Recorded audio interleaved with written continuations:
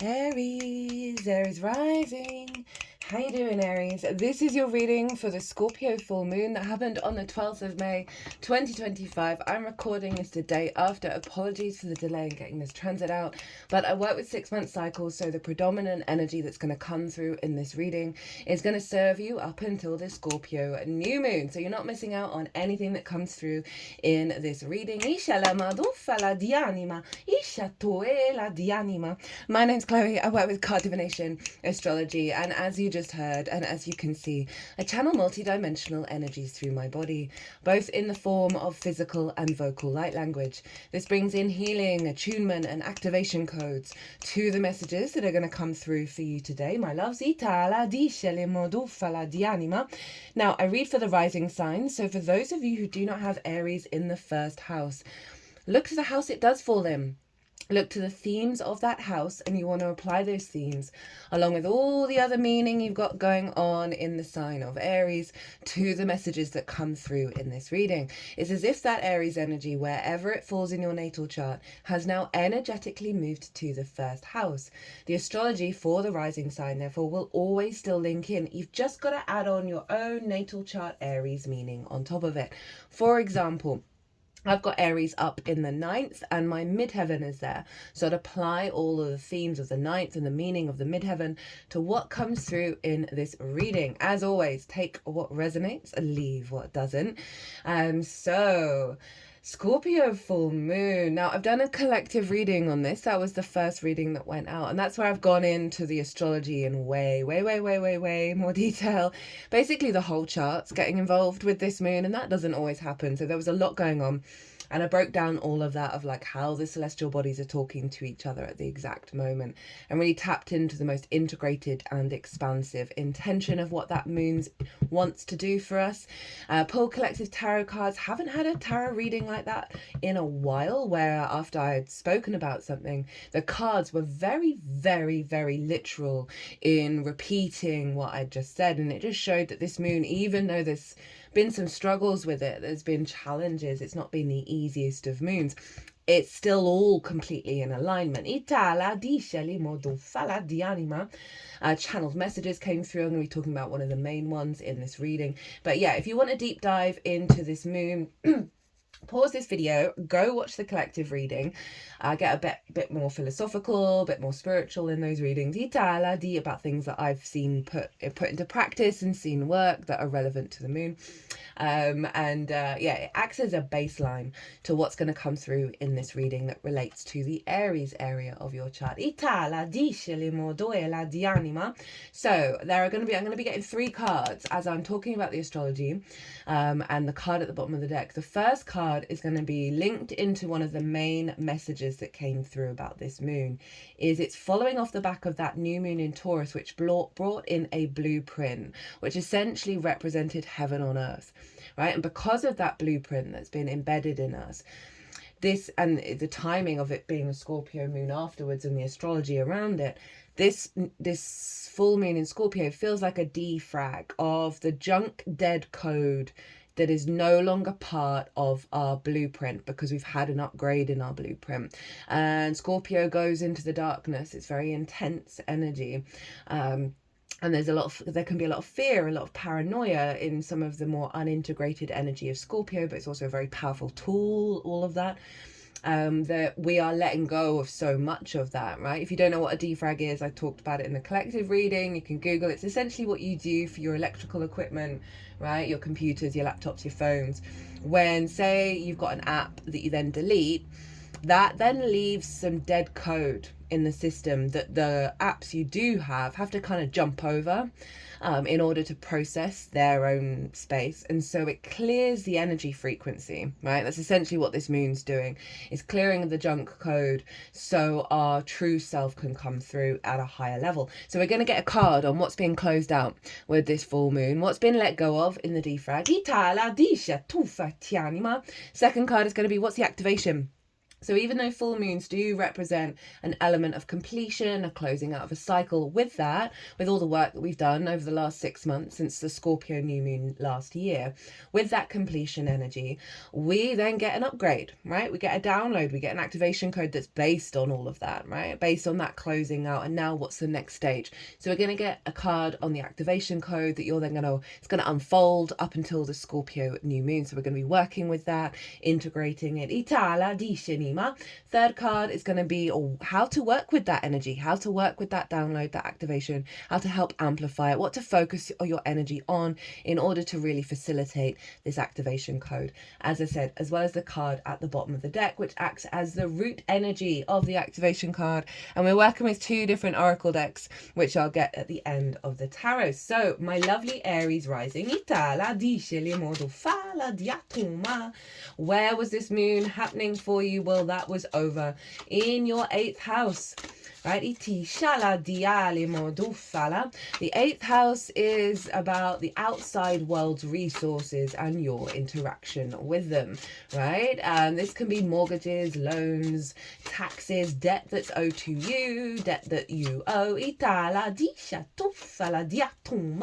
Someone may have repaid a debt to you, or you may have repaid a debt to someone during this full moon. It's also bonuses and commissions, as well as inheritance, both 3D and cosmic. So it's kind of like more one-off chunks of resources, or simply working with the resources of the outside world.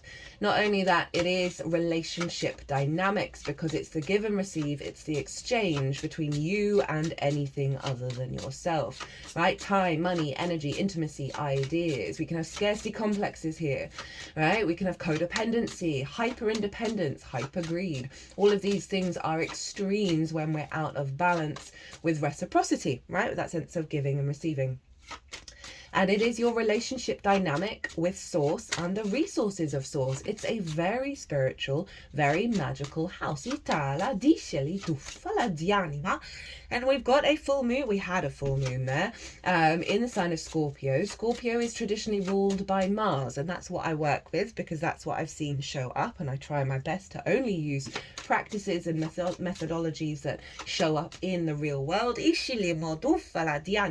So obviously Mars rules you, Aries, so there's always a bit of a link between you and Scorpio, the yin and the yang of the martial energy.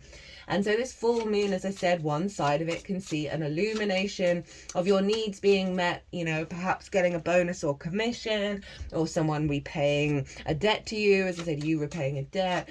You know, the moon represents our emotional body, our intuition, whether our needs are being met or not, how to give and receive nourishment. So we're going to see with this moon a real upgrade in those things, in relationship dynamics, right? Rather than there being a sort of a fear mindset, right, around all of those things.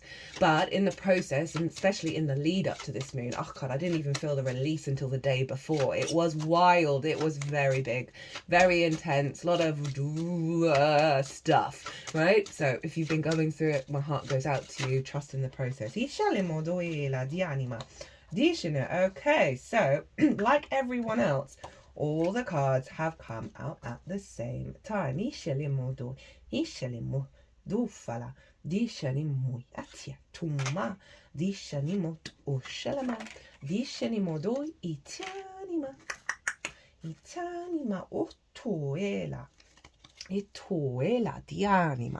Where was I? What was I talking about?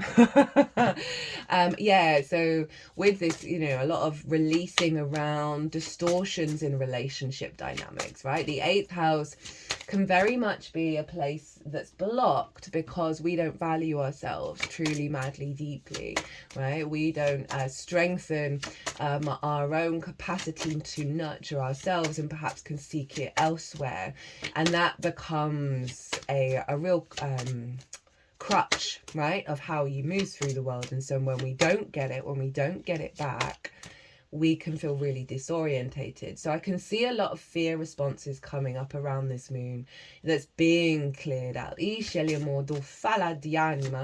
Right? A lot of unhealthy relationship dynamics. And there may be some that still come out over the next 6 months because you've cleared so much. It's going to really reveal like the nuances that are left behind in order for you to do the work. The work we do this year is so worth it. Regulars, apologies. I am going to be mentioning this every transit. We're in a year 9. It's the year of the wood snake. We are shedding our skin. We are completing a huge karmic cycle. Aries, you know all about this because we've got lots of planets moving from Pisces into Aries, the last and the first sign in the zodiac that is clearing out so much clutter. So, what else do I want to say about this moon? Heightened connection to source, heightened elevation of working with the resources of source in terms of your intuition and your power to transform that energy. That really is, you know, Scorpio is very loyal, it's very passionate, it's very powerful in its nature, and so you're able to bring this to the table without, you know, I feel like it's letting go of the paranoia and the sharpness to a greater degree with Scorpio in terms of relationship dynamics. Now the sun, oh by the way, Juno was conjunct the moon, talk about that in the collective reading. The sun is over in Taurus and conjunct Uranus, again talk about that in the collective reading. There's so much I can say about this, but I've got, you know, as I'm trying to keep all 12 signs a little shorter than I used to. They used to all be an hour long, goodness me. So the sun is over in your second house of your resources, your skills and your tools of how you manifest and bring in regular income. There we go.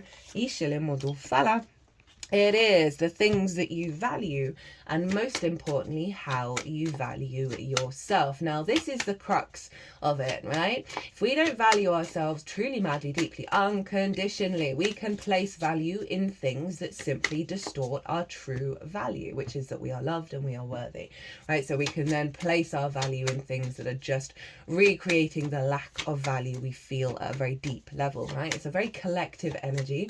The abandonment issue from source and all of that means we feel we are not worthy, which is nonsense, but it's part of the process that we're letting go of that.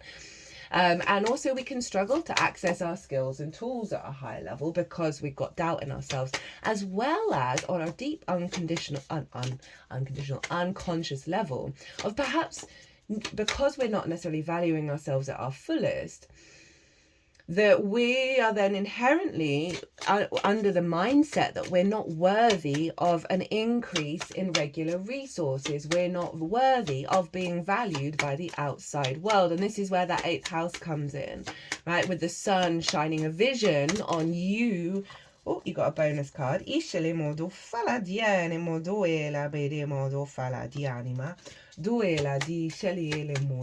quite feel like your cards, funnily enough. I don't know why. There we go.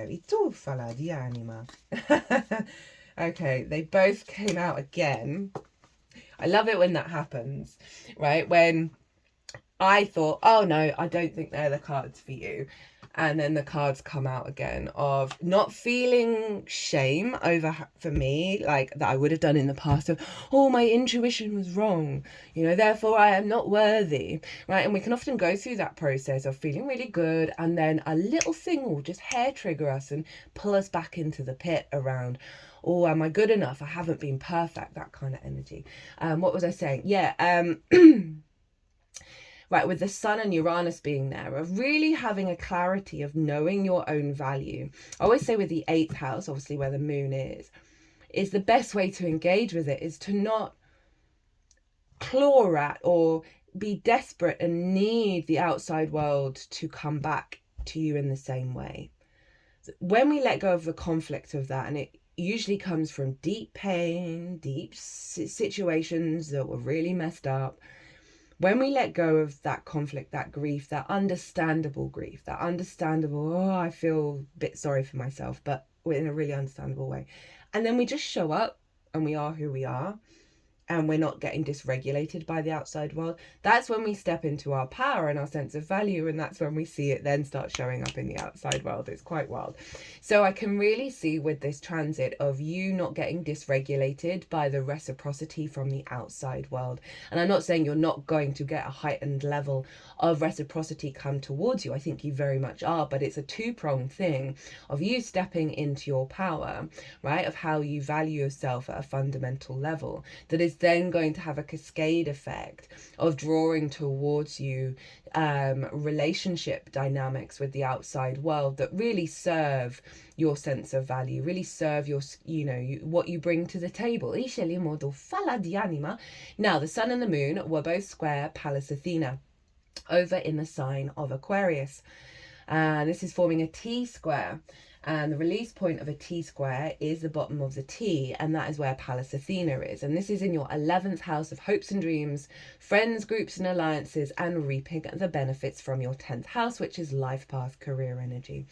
And so Pallas Athena is an asteroid. She represents long-term strategy, long-term planning. She represents fundamentally wisdom and maturity, right? The zoomed out perspective. And this is over in your hopes and dreams. She's been there a while. So you may have noticed for a while that your alignment is very much, I happen to have Pallas Athena in my 11th house. Your alignment is for the longer term goals, right? Showing up with wisdom for groups as well. So there may be something around here of you're in a group and someone really goes, what you do is amazing. She's also lining up benefits from your 10th house that serve the long-term plan. It really is all about the long-term support and nourishment for your incarnation rather than the impulse, the poor impulse response mechanisms. And so this sense of reciprocity with the outside world and your sense of value, I can see on one hand, perhaps getting some more resources or opportunities with the outside world, with relationship dynamics that are in alignment with your values that serve your long-term goals, as well as energetically, you observing relationship dynamics, observing within yourself of when you're responding in the more negative polarity around your value, around relationships, perhaps falling into the same patterns and dynamics that just don't serve you in the long term. Pallas Athena is going to help you when you're in those situations go, oh no, not anymore, thank you, but no, this is not part of the program anymore, right? Because the agenda is your long-term goals, right? That's where all the energy is funneling out of. So I really can see you just like leveling up in your maturity around how the outside world is responding and you standing in your power at a greater level. Now, for those of you who may have Leo energy around 22 degrees, this moon's happening at 22 degrees, then you will be turning the T square into a grand fixed cross where all the fixed signs are activated.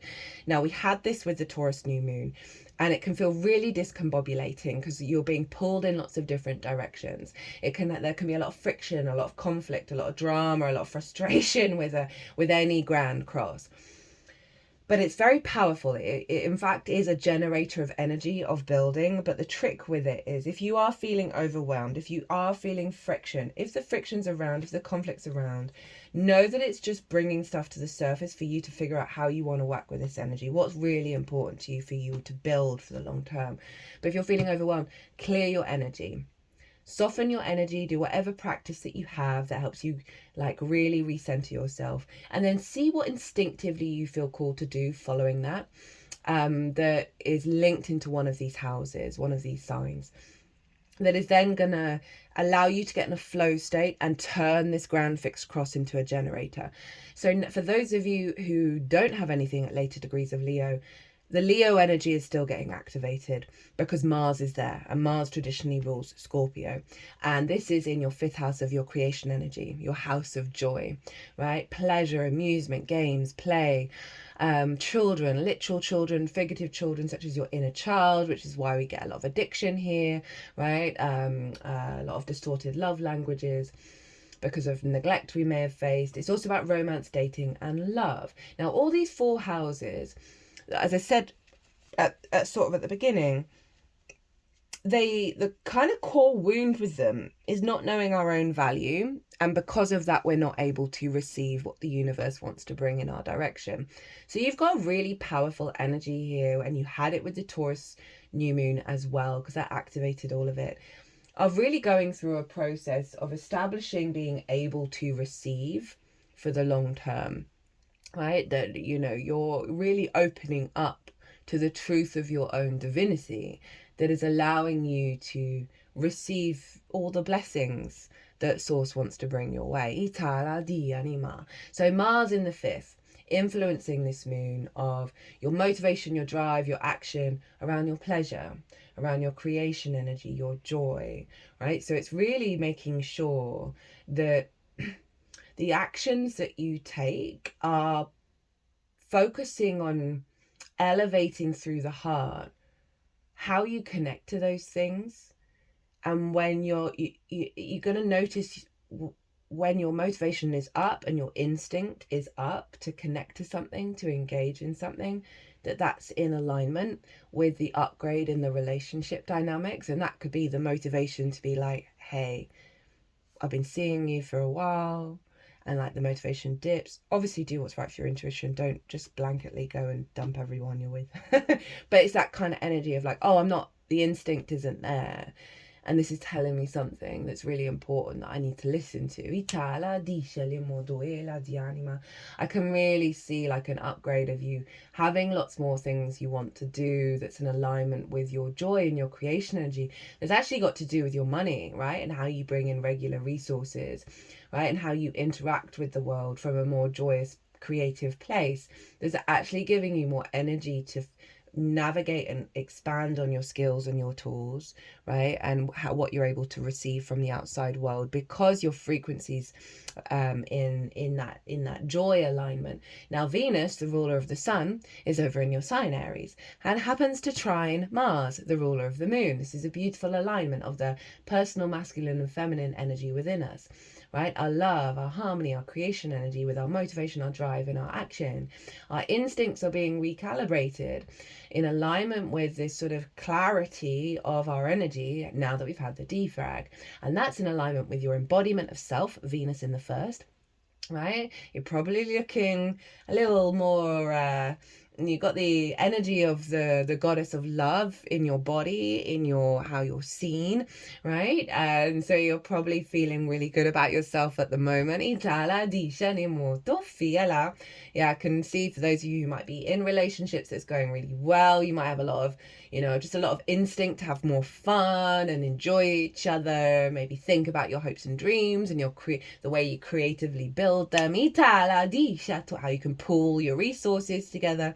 That's not necessarily going to be for everyone. It might be activating a cycle of meeting someone that's in that alignment anyway. But your focus is on the joys, on the creativity, how you can come up with more new ways of engaging with that in regards to how you interact with the outside world and how you apply that into your skills and your tools, because Venus is ruling the sun of like, they want you to be you, they want you to be authentic, but through your heart and through your joy, so you can build in this world that serves your emotional body when you come to interacting with the outside world. Right, okay, got the cards, let's get on with it.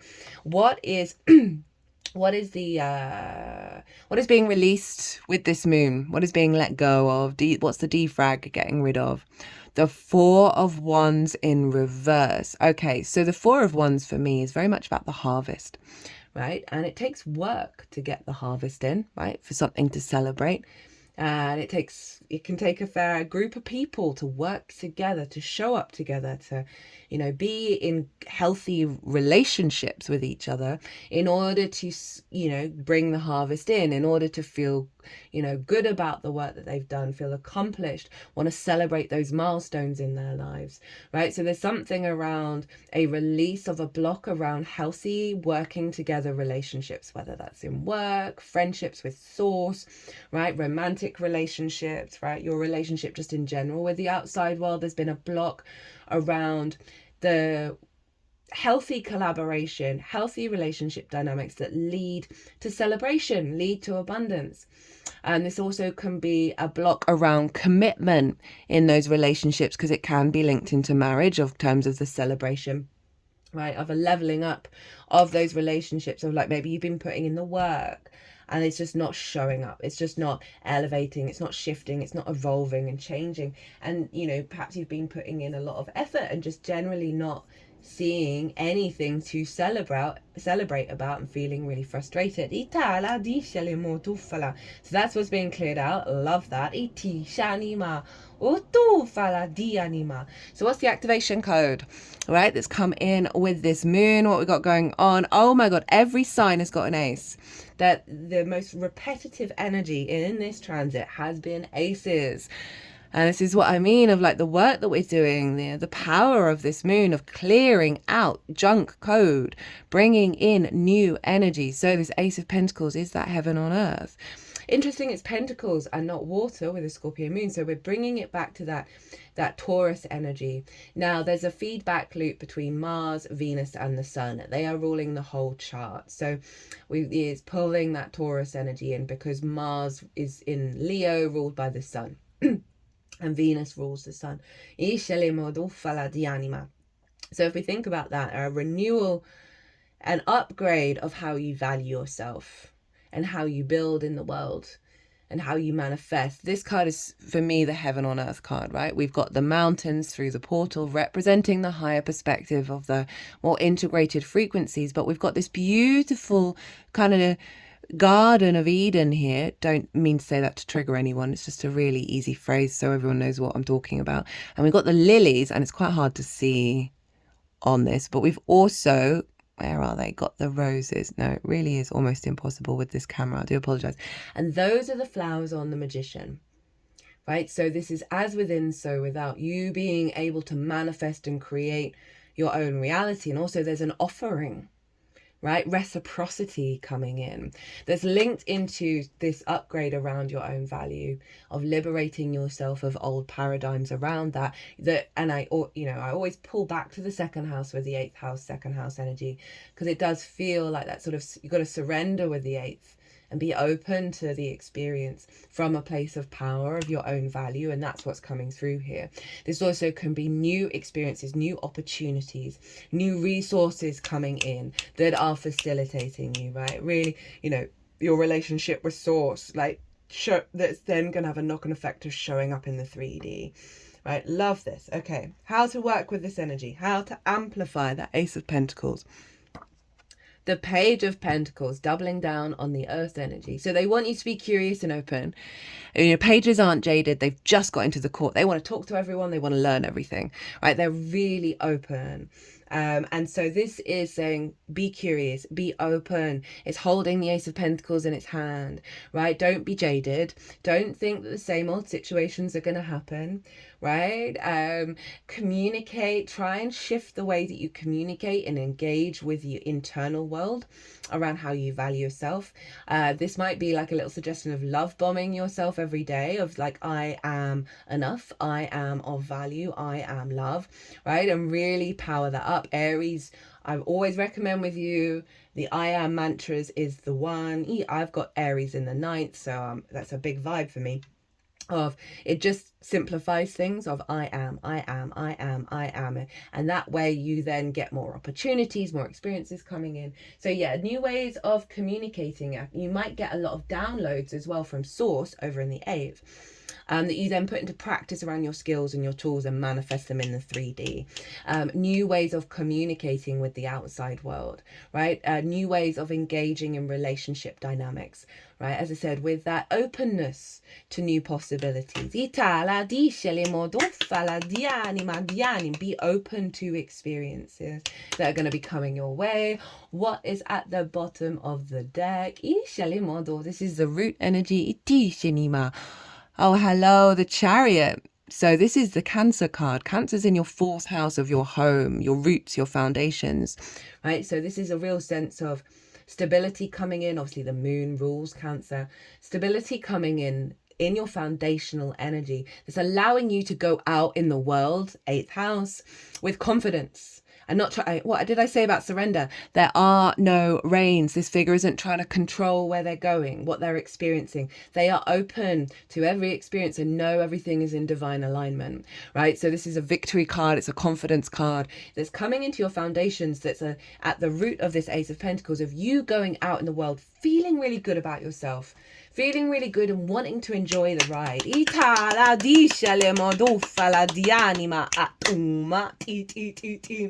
Right, so those were the two cards. And which order do they want to go in?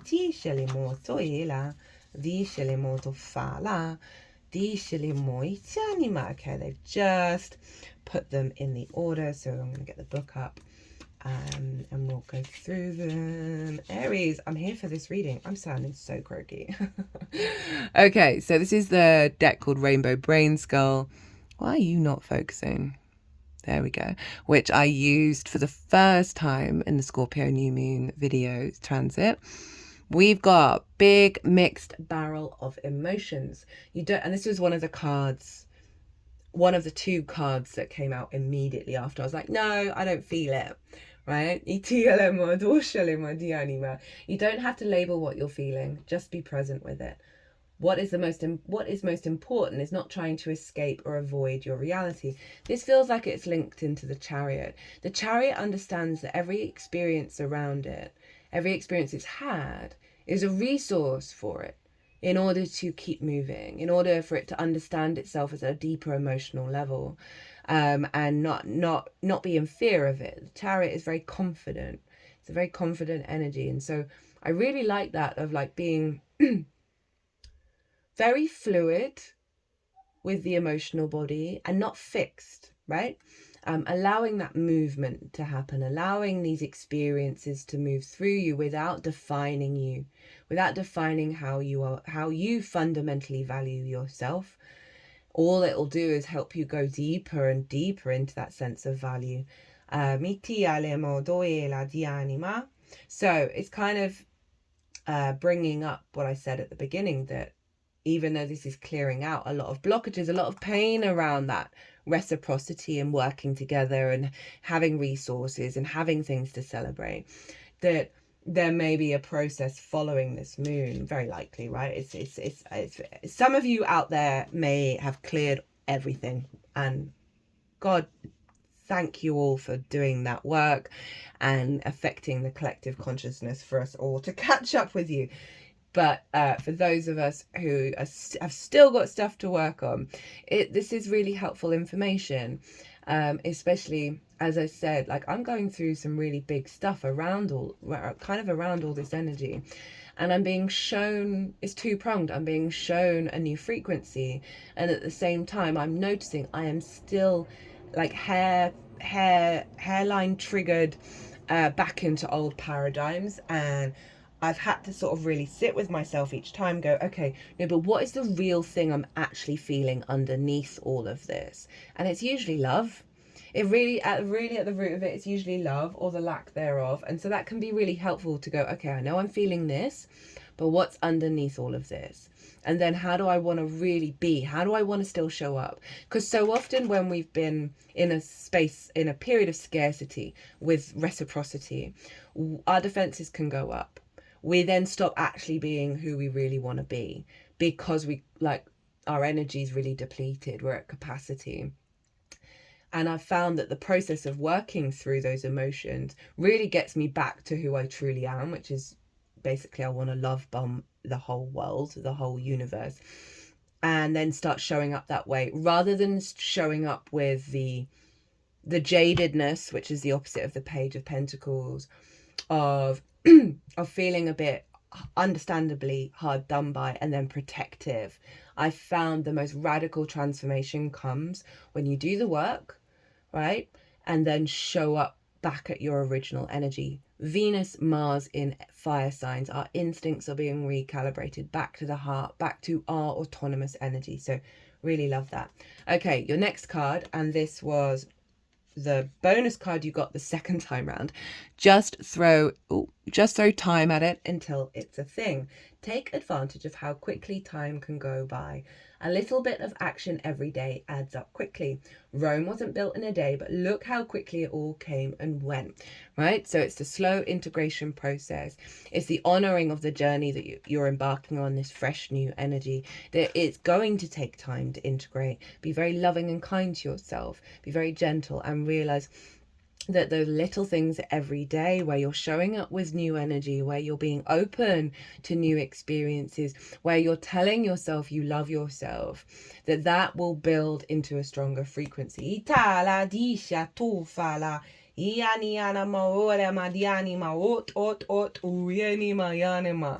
Okay, so from this deck, the Inner Power Oracle, I'm using this deck because the astrology is wild right now. We need all the self-care we can give ourselves. So let's see what wants to come through. I give myself permission to attend whatever my mind, body, and soul need in this present moment. Did Libra get this? I think Libra might have got this. This is beautiful.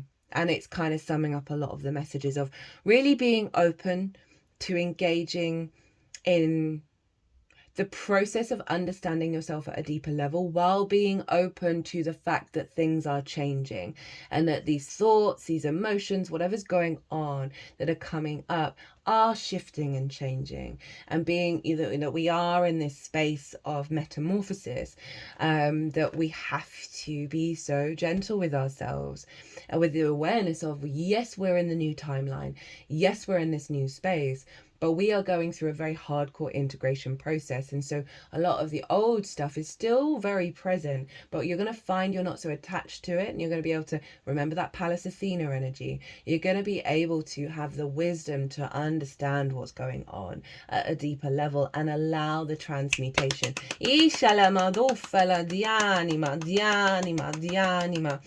also might be about having really healthy conversations about what's important to you, where you may have shied away from that. You may have been a little conflict avoidant around that, of really, finding the depth within you around your own values and finding the capacity to be able to go, right, let's have a balanced, healthy conversation about that, where you're not attacking anyone, there's no judgment, you're not attacking yourself, you're just like, oh, I have observed this in my body, that my emotions aren't happy with what's going on here, and communicate. Right, final card. This was one of the first two that came out. We have, yes, I guess I do stuff, but I don't feel like an actual thing yet. God, that's so I relate to that hard. If you felt fully formed, wouldn't the game be over? Many of the greats struggled with imposter syndrome, while amateurs are brimming with confidence. Take it as a good sign that you don't feel like an actual thing yet. It probably means you are one. Again, it's kind of highlighting that integration process. If they really you've got Neptune in your sign, and you're going to have Saturn move into your sign. Saturn in the first is a very hardcore transit. It's worth it. I've said on and off for you over the last year, the more you step into your own integrity and not judge other people's for theirs, just show up, walk your talk, figure out what's integral to you, the less Saturn's got a stick to, tap you with. Because Saturn's hardcore. And the key word for me with Saturn is integrity. And if you get right with that, in the process being integral with others, this is all pointing at that. This is all pointing at that, of getting in your body, getting right with what's really at the root of your integrity and how you put that into action that serves not only you but everyone around you. And I don't mean in that sense of people pleasing, but there are ways of integrity can often come with judgment, and that's just not the vibe. And that's one of the hardest things to work through, because if you're like, well, I'm being integral and you're not, like, that doesn't work. That genuinely doesn't get you what you want. It just doesn't. this is all kind of saying you are going through a massive recalibration of self, not just to do with this moon, but just in general. And that's coming through really loudly of give yourself the space and grace to allow yourself to unfold, because it's going to be profound, my loves. Yeah, right, I'm gonna go. This is a long one. I hope you enjoyed this video. I hope it resonated. As always, an honor and a privilege to read for you, my loves. Aries, if you want a personal reading, my website is everywhere, or email me directly. Be good to yourselves, be good to those around you. Safe travels and be well until we meet again.